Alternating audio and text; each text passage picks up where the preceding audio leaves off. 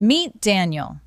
Daniel's 28, lives in Austin, Texas, pulls in about $72,000 a year, and honestly, he thinks he's doing everything right with his money. He's got a budget, he tracks his spending. He's not out every weekend dropping cash at fancy restaurants. Most nights he's cooking at home. He's responsible. He's careful. And yet, every single month, when he sits down and actually looks at his bank account, the number is basically the same as it was 30 days ago. Sometimes it's even lower. So Daniel does what all of us do. He goes through his expenses one by one, trying to figure out where the money is going. And for months, he just can't find it. Until one Tuesday night, sitting at his kitchen table with a cup of coffee that's gone completely cold next to him, he adds up something he's never actually sat down and added up before. His subscriptions: Netflix, Spotify, Hulu, Amazon Prime, HBO Max, Apple iCloud storage, the gym he signed up for back in January and showed up to maybe 4 times, the meditation app he downloaded during a rough week and completely forgot about, the meal kit service he hit pause on but never got around to canceling, the news site he got pulled into after a free trial and hasn't opened since, the software tool he used twice for a side project like 2 years ago and just never dealt with. $47 here, $12 there, 15, 8, 22, 14. When Daniel finally adds it all up, the number staring back at him from his screen is $340 a month. Not $340 a year, $340 every single month. That's $4,080 a year. That's money walking straight out of his account, silently, automatically, without him ever making a single conscious decision about it, while he's asleep, while he's at work, while he's busy obsessing over whether he spent too much on takeout last Thursday. And here's the part that actually stopped Daniel cold that night. He grabbed his phone and ran a quick calculation. If he had taken that same $340 every month and put it into the market starting at age 22, assuming a 10% average annual return, which is right around what the S&P 500 has historically delivered over the long run, he would be sitting on over $1.7 million by the time he turned 60. $1.7 million. Quietly picked from his pocket, $10 at a time, by apps he forgot he even had. Daniel isn't broke. Daniel isn't reckless. Daniel got played by a system that was specifically built by some of the sharpest minds and the most well-funded companies in the world to be completely invisible. And if you've got a smartphone, a laptop, and a bank account, there is a very real chance the exact same thing is happening to you right now. Now, before we go any further, I want to address something because I already know what some of you are thinking.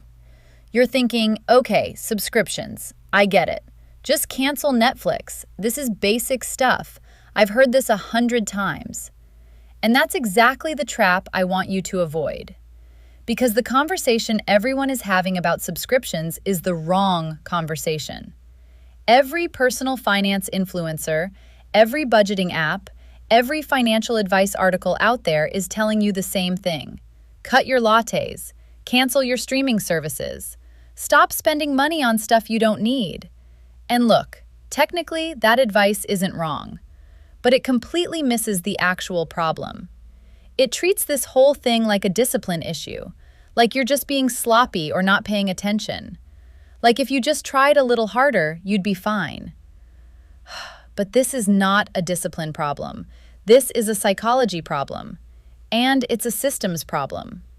The subscription economy was not built by accident. It was engineered. In 2024, the average American household had somewhere between 4 and 6 active subscriptions. But when researchers actually went through people's real bank statements, they found that people consistently underestimate what they spend on subscriptions by around 200%. People think they're spending about $80 a month. The real number is closer to $219. Companies know this. They count on it. The entire business model is built around what behavioral economists call payment friction removal. When you swipe your card, your brain registers a loss. When a charge is automatic, your brain registers nothing. No friction, no awareness, no decision. Just quiet, invisible, ongoing extraction.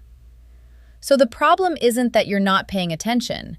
The problem is that the whole system was specifically designed to make sure you never do. And what I want to talk about today isn't just a checklist of subscriptions to cancel. That's the surface level stuff. What I actually want to talk about is how to become the kind of person who thinks like a wealth builder. Someone who sees these systems for exactly what they are. Someone who understands the real cost of every single recurring charge. And someone who takes that money and puts it to work in a way that actually builds a real future. Because there is a version of your life, starting right now, where that money is working for you instead of silently draining away from you. And the gap between those two versions isn't talent, it isn't income, it isn't luck. It's awareness and it's system. Let's get into the actual numbers, because I want you to really feel this. According to a 2023 report from C+R Research, the average American spends $219 every single month on subscription services. That same study found that 42% of people have completely forgotten about at least one subscription they're still actively being charged for. And subscription-based companies have an entire internal strategy built around what they call subscriber inertia, which is just the human tendency to keep paying for something because canceling feels like slightly too much effort. And it works. Cancellation rates for subscription services average just 6% per month, even among users who openly say they're not satisfied. Now here's the wealth-building math that nobody is putting in front of you clearly enough. If you're 25 years old and you redirect just $200 a month into a low-cost index fund tracking the S&P 500, and you leave it completely alone for 35 years, assuming a conservative 9% average annual return, you end up with roughly $598,000. If you redirect $340 a month, which is Daniel's number, that climbs past $1 million. And if you can find $500 a month in recurring waste spread across subscriptions, forgotten memberships, and auto-renewals you stopped thinking about, and you invest it consistently without touching it, you're looking at somewhere between $1.4 and $1.7 million by the time you're ready to retire. This isn't theory. This isn't a lucky scenario. This is just compound interest doing exactly what it does when you give it time and consistency. And the only thing standing between you and that outcome, in a lot of cases, is a handful of charges you haven't thought about in years. So let's actually build the system. Not just a list of things to cancel, but the real mental framework, the habits, the rules that separate the people who quietly build wealth over time from everyone else who wonders where their money went. Rule 1. Treat every recurring charge like a recurring investment decision, because that is literally what it is. Here's the psychology behind this. When you buy something once, your brain treats it like a transaction. You spend $200 on a jacket, your brain asks, "Is this worth $200?" And you make a call. But when you subscribe to something, your brain treats that very first payment as the decision, and every payment after that as basically automatic. This is called the set and forget bias. You made the choice once, so your brain stops making it every month. Wealth builders flip this completely. They treat every single recurring charge, every single month, like they're choosing it for the very first time. They ask themselves one question: would I sign up for this today? Right now, knowing everything I know? If the answer is anything other than a clear yes, that charge is gone. This isn't about being cheap, it's about being intentional. Your money is your stored time. Every dollar you've earned is minutes and hours of your life that you traded for it. When you let a $15 charge you genuinely don't care about drain out of your account every month for 2 years straight, You've handed $360 worth of your stored time to something that doesn't add anything to your life. A wealth builder doesn't do that, not because they have some rare level of self-discipline, but because they've fundamentally changed the way they see money. It's not just a number, it's time, it's future freedom, it's options. Rule 2. Calculate the true cost, not just the price tag. This is one of the most powerful mental shifts you can make around money, and almost nobody actually teaches it. When you're looking at a subscription or any recurring expense, the number you see on screen is not the real cost. The true cost has 3 layers. The first layer is the financial cost. What are you actually paying? And what would that same amount compound into over time if you invested it instead? The second layer is the maintenance cost. How much mental energy does this thing take up? Every subscription you're holding onto is living somewhere in the back of your head as something you have, something you should probably use more, something you feel a little guilty about not using. Researchers who study productivity call these open loops. Every unused subscription is an open loop. And open loops drain mental energy, chip away at your focus, and create this low-level background stress that's hard to even pinpoint. That's a real cost, and it never shows up anywhere on your bank statement. The third layer is opportunity cost. That $15 a month isn't just $15. It's $15 that can never grow. Over 30 years at a 9% annual return, that one single $15 monthly charge costs you nearly $27,000 in lost compound growth. That's the real price, not $15. $27,000. Once you start running every recurring charge through that lens, your entire relationship with subscriptions changes permanently. Rule 3. Do a subscription audit every single quarter, not once a year. Most people, when they finally decide to deal with this, do it one time. They spend an hour canceling stuff, feel really good about it, and then over the next 12 months, they slowly rebuild the exact same pile. Free trials convert to paid plans. Annual renewals slip through without anyone noticing. New services pop up and seem worth trying for a month. A year later, they're right back where they started, sometimes worse. Wealth builders treat this like routine maintenance, not a one-time cleanup.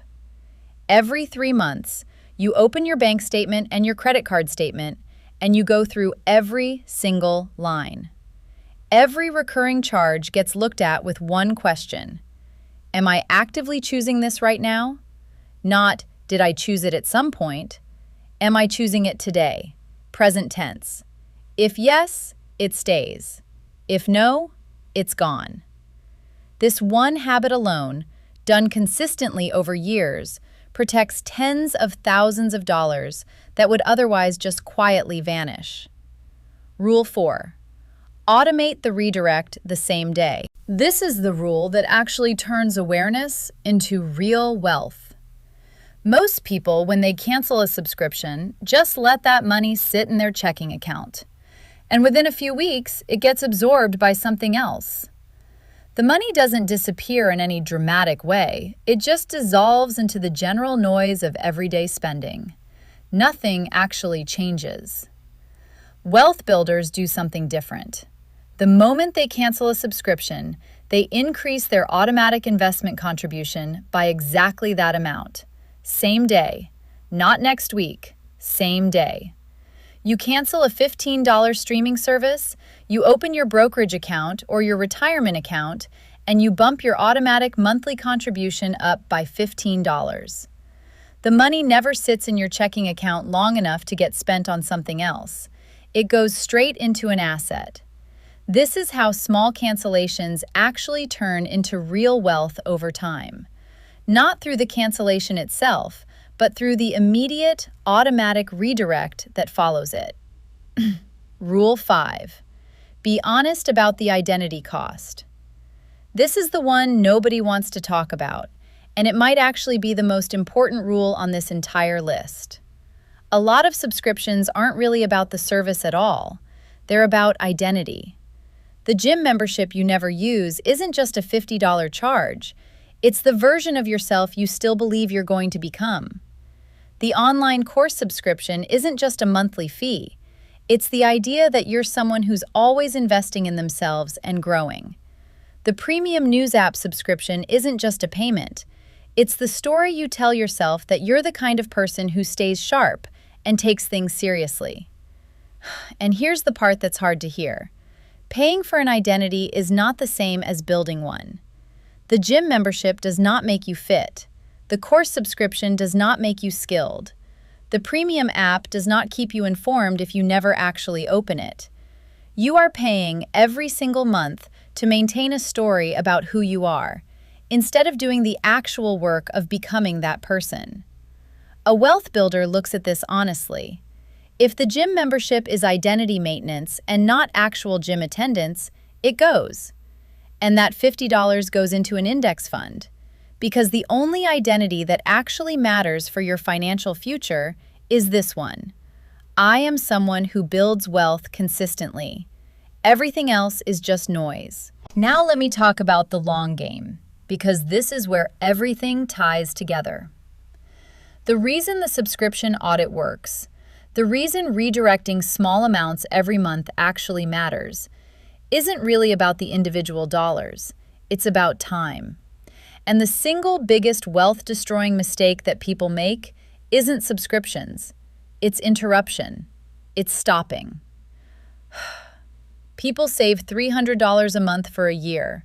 Then something shifts. A job change, a move, an unexpected expense, and they pause their investments. Then they start back up 6 months later, but at a lower amount because they've picked up a new expense somewhere. Then they pause again. Then they restart. And every single time they break the process, they lose not just the contributions they missed, but the compound growth on those contributions, which over decades is worth far more than the actual dollars they put in.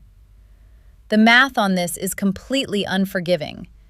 Two investors both put in $200 a month from age 25 to 65. One never stops. One takes 3 two-year breaks over that same period. The investor who never stops ends up with roughly $1.2 million at a 9% return. The one who took breaks ends up with around $850,000. 3 pauses cost $350,000. Not because of the missed contributions themselves, but because of the lost compounding on those contributions over decades. Staying in the market, consistently, automatically, without interruption, is worth more than almost any other single financial decision you can make. And the only way to stay in without ever feeling the urge to stop is to make sure your investment contributions come from money you genuinely never miss, which means stripping out every recurring charge that isn't actively serving your life and redirecting it before you ever get the chance to spend it on something else. This is not about restriction. This is not about living smaller. This is about building something bigger by refusing to let a system that was designed to drain you quietly win. Daniel, sitting at that kitchen table with his cold coffee, didn't find $340 a month by becoming some completely different person. He found it by finally seeing clearly what was already right in front of him. That money was always his. The system had just made it invisible. You have the same money sitting there, maybe more, maybe a little less, but it's there, and now you can see it. Here's your task, and I need you to do this in the next 60 seconds. Not tonight, not this weekend. Right now, before you close this video. Open your banking app or your credit card app. Scroll through last month's transactions. Find every single recurring charge on that list. You don't have to cancel anything yet. You're not committing to anything. You're just looking. You're just seeing, probably for the first time in a long time, exactly where your money is going on autopilot every single month. That moment of actually seeing it clearly, that's where it starts. That's the moment Daniel had at his kitchen table. That's the line between someone who wonders where their money went and someone who decides where it goes. You just watched this whole video. That means you care about your financial future. So take the 60 seconds, open the app, look at the list, and then ask yourself one question. If I redirected even half of what I'm seeing right now into the market starting today, what would that be worth in 30 years? Run that number. I promise you, what you find is going to change something.